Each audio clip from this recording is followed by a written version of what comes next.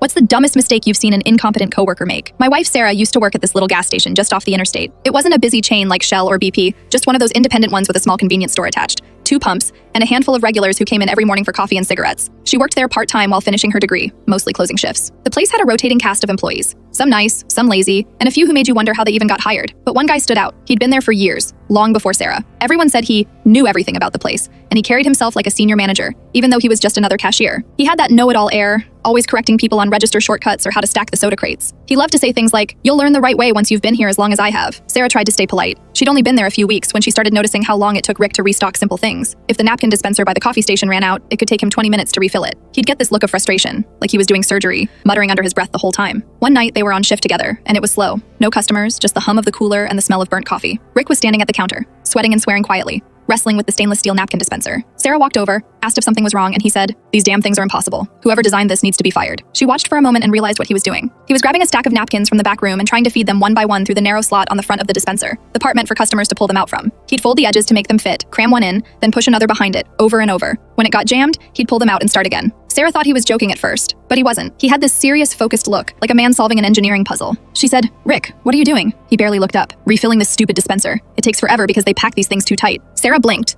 Then she walked over, pressed the 2 side latches, and the back panel popped right open. The whole thing lifted off its hinge, revealing a big, empty compartment that could hold an entire stack of napkins in one go. She grabbed the stack, dropped them in neatly, closed the panel, and stepped back. Rick froze. For a few seconds, he just stared at the dispenser. Then he blinked a few times, like his brain was buffering. His mouth opened slightly, but nothing came out. Finally, he said, "Wait, opens?" Sarah nodded. "Yeah, you just press the sides." He stepped closer, fiddled with the latches himself, opened it again, then shut it, opened it again, shut it, like a kid discovering a magic trick. "I've been doing this for years," he said quietly, eyes still on the dispenser. Sarah couldn't even laugh. She just said, "Well, at least you don't have to anymore." He looked genuinely shaken, like this revelation had rewritten his understanding of reality. Then he muttered, "No one ever showed me that." Sarah told me the next day that she couldn't stop thinking about it. This man in his 40s had been working there for 7 years. 7 years of slowly cramming napkins one by one into a slot meant for single use. All because he never thought to look for another way. It wasn't even laziness. It was pure, committed ignorance. The funniest part was that he didn't take it as a learning moment. The next week, Sarah caught him telling a new hire that he figured out a hack for the dispenser. He was standing there demonstrating it, saying, "You just gotta press the sides, pops right open." Most people don't know that. When she told me that part, I laughed so hard I nearly spilled my drink. That's just who Rick was. So sure of his own competence that he couldn't admit how clueless he'd been. To this day,